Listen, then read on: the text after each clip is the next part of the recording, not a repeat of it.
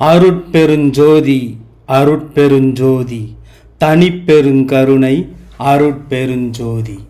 வாடிய பயிரை கண்டபோதெல்லாம் வாடினேன் என்கிற இந்த வரியை படித்தாலோ அல்லது கேட்டாலோ உடனே அனைவரின் நினைவிற்கும் முதலில் வருபவர் வள்ளலார் என்பவர்தான். ஈடு இணையற்ற தவயோகியாகவும் சிறந்த சமுதாய சீர்திருத்தவாதியாகவும் திகழ்ந்த வள்ளலார் எனப்படும் வள்ளல் பெருமான் வாழ்க்கை வரலாறு குறித்தும் அவர் குறித்த பல்வேறு தகவல்களை இங்கு நாம் தெரிந்து கொள்ளலாம். வள்ளலார் எனப்படும் ராமலிங்க அடிகளார் 1823 அக்டோபர் மாதம் 5 கடலூர் மாவட்டத்தில் உள்ள மருதூரில் ராமையா பிள்ளை சின்னம்மையார் தம்பதிகளுக்கு மகனாக பிறந்தார்.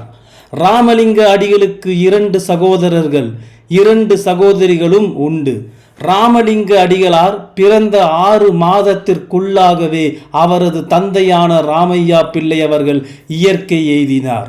இதன் காரணமாக தன் குழந்தைகளுடன் ராமலிங்க அடிகளாரின் தாயார் சின்னம்மையார் தன் குழந்தைகளுடன் அவர் பிறந்த ஊரான தற்போதைய திருவள்ளூர் மாவட்டம் பொன்னேரி நகருக்கு இடம்பெயர்ந்தார். பொன்னேரியில் சிறிது காலம் வாழ்ந்த பிறகு ராமலிங்க அடிகளார் மற்றும் அவரது குடும்பத்தினரும் சென்னை 7 கிணறு பகுதியில் குடியேறி வாழ்ந்து வந்தனர். 7 கிணறு பகுதியில் வாழ்ந்து வந்த வள்ளலார் தனது மூத்த சகோதரரான சபாபதியின் பராமரிப்பில் வளர்ந்து வந்தார்.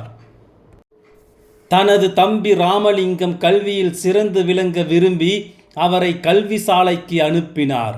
எனினும் இந்த புவி உலக கல்வியில் நாட்டமில்லாமல் இருந்த ராமலிங்க அடிகளார் எப்போதும் முருக தியானத்தில் திகழலானார்.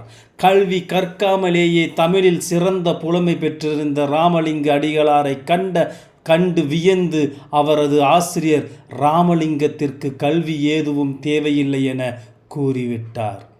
1850 ராமலிங்க அடிகளாருக்கு அவரது மூத்த சகோதரியின் மகளான தனக்கொடி எனும் பெண்ணை திருமணம் செய்து வைத்தனர்.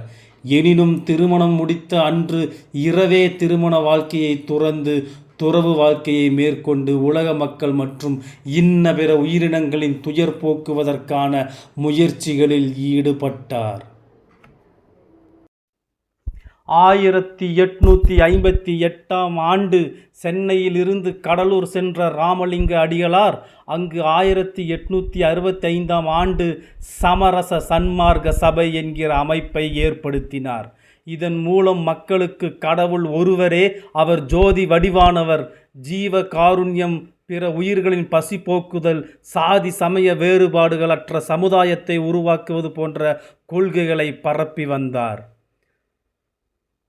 தனது யோக தியான சாதனைகளால் பல சித்திகள் கைவரப்பட்ட வள்ளலார் அவற்றை ஆன்மீக மற்றும் பிற மக்களின் துயர் நீக்க பயன்படுத்தியுள்ளார்.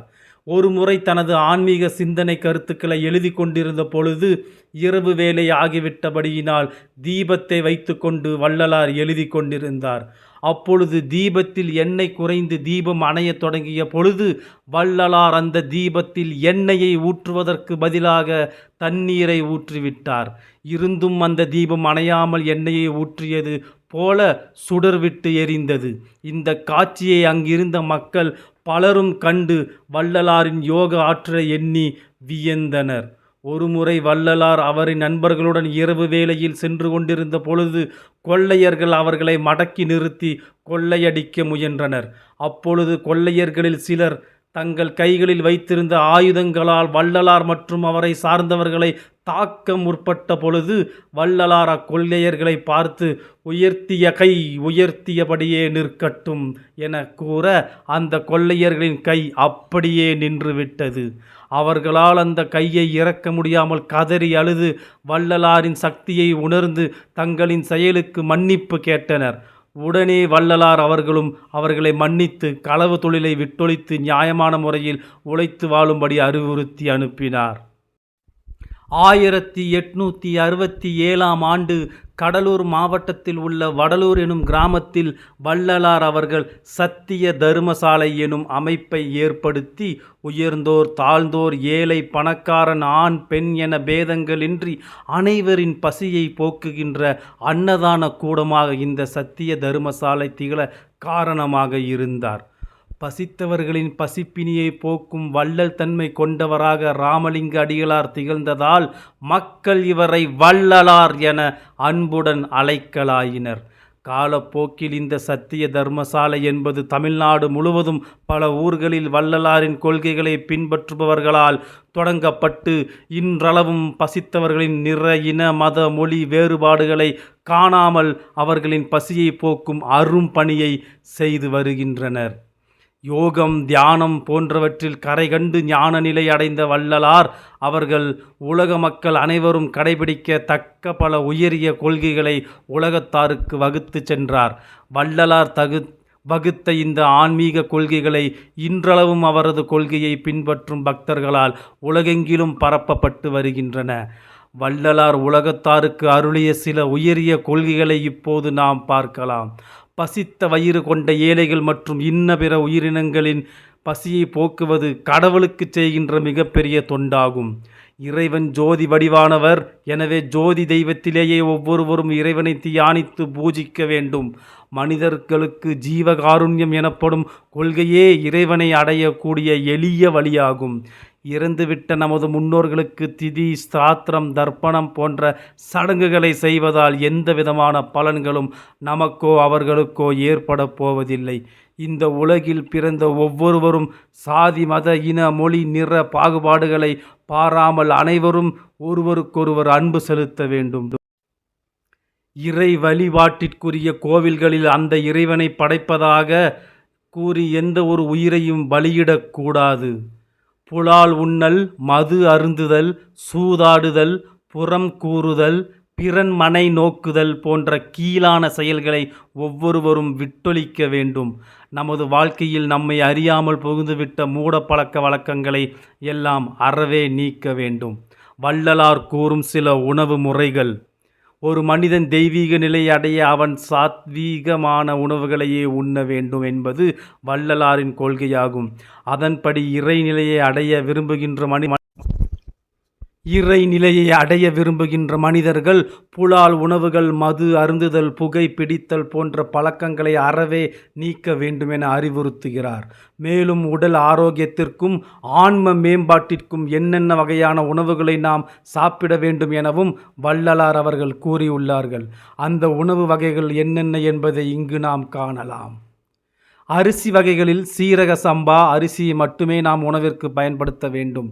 கீரை வகைகளில் பொன்னாங்கண்ணி கீரை, தூதுவளை, கரிசலாங்கண்ணி கீரை, பசலைக்கீரை, முருங்கைக்கீரை ஆகியவற்றை பக்குவம் செய்து அதனுடன் பருப்பு மிளகு சேர்த்து சமைத்து சாப்பிட வேண்டும் என கூறுகிறார். பருப்பு வகைகளில் துவரம் பருப்பை தவிர்த்து மற்ற வகையான பருப்புகளை குறைந்த அளவிலேயே உண்ண வேண்டும் என்கிறார் வள்ளல் பெருமானார். காய்கறி வகைகளில் வாழைக்காய், அவரைக்காய், கத்திரிக்காய், முருங்கைக்காய், பீர்க்கங்காய், புடலங்காய், பூசணிக்காய், கருணைக்கிழங்கு, கொத்தவரங்காய் போன்ற காய்கறிகளை அதிகம் சேர்த்து கொள்ள வேண்டும் எனவும், வாழைப்பழங்களில் பேயான் மற்றும் ரஸ்தாளி பழங்களை மட்டும் சாப்பிடுவதால் மனிதர்களின் உடல் ஆரோக்கியம் மேம்படும் என வள்ளல் பெருமான் கூறுகின்றார். அன்றாடம் சமைக்கின்ற உணவை அன்றே சாப்பிட்டு முடிக்க வேண்டும். முன்னிரவில் சமைத்த உணவை மறுதினம் வைத்து சாப்பிடுவது கூடாது. குழம்பு மற்றும் பதார்த்த வகைகளில் உப்பு, மிளகாய் போன்றவற்றை மிக குறைந்த அளவிலேயே சேர்த்து கொள்ள வேண்டும். உணவில் மிளகாய்க்கு பதிலாக மிளகு அதிகம் சேர்த்து கொள்வது நல்லது என வள்ளலார் கூறுகின்றார்.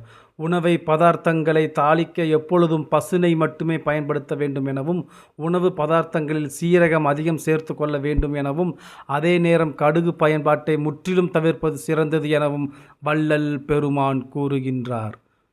மிகச்சிறந்த யோகியாக திகழ்ந்த வள்ளலார் உலக மக்கள் நன்மையுற மிகச்சிறந்த மந்திரத்தை அருளி சென்றுள்ளார். இறைவன் ஜோதி வடிவானவர் மற்றும் ஜீவ காருண்யம் ஆகிய இரண்டும் தனது தலையாய கொள்கைகளாக கடைபிடித்து வந்த வள்ளல் பெருமான் அந்த ஒரு வார்த்தைகளை மக்களுக்கு எப்போதும் நினைவு கூறத்தக்க வகையில் இந்த அற்புதமான மந்திரத்தை இயற்றியுள்ளார். அருட்பெருஞ்சோதி அருட்பெருஞ்சோதி தனிப்பெருங்கருணை அருட்பெருஞ்சோதி என்பதே வள்ளல் பெருமான் உலக மக்களுக்காக அளித்த மிக சிறந்த மந்திரமாகும். இந்த வள்ளல் பெருமானின் மந்திரத்தை தொடர்ந்து உச்சரிப்பவர்களுக்கு அகத்திலும் புறத்திலும் இருக்கின்ற தீவினைகள் அகலும், ஜீவகாருண்யம் பெருகும், தீராத நோய் நொடிகள் ஏதும் அண்டாது, கடன் வீண் விரயங்கள் போன்றவை ஏற்படாமல் காக்கும், குடும்பத்தில் மகிழ்ச்சி பெருகும், தீய குணங்கள் நம்மை விட்டு நீங்கும், நல்லோர் நட்பு அதிகரிக்கும், தீயவர்கள் நம்மை விட்டு விலகி செல்வார்கள்.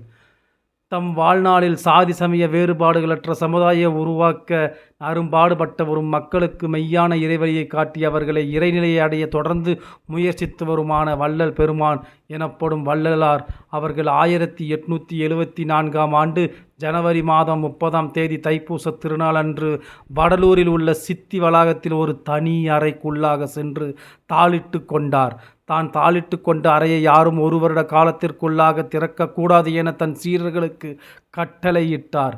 அதன்படியே ஒரு வருட காலம் கழித்து வள்ளலார் தாளிட்ட அறையை திறந்து பார்த்த பொழுது அங்கு வள்ளலார் இருந்ததற்கான அடையாளம் ஏதுமே இல்லை என்பதை கண்டு அவரது சீடர்கள் வியப்புற்றனர்.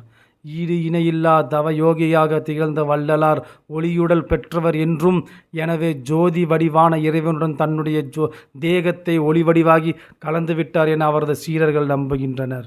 அதன்படியே இன்னும் தைப்பூச திருநாள் அன்று சித்தி வளாகத்தில் வள்ளலார் ஜோதி நிலை அடைந்த அறையில் சோதி தரிசனம் பக்தர்களுக்கு காட்டப்படுகிறது.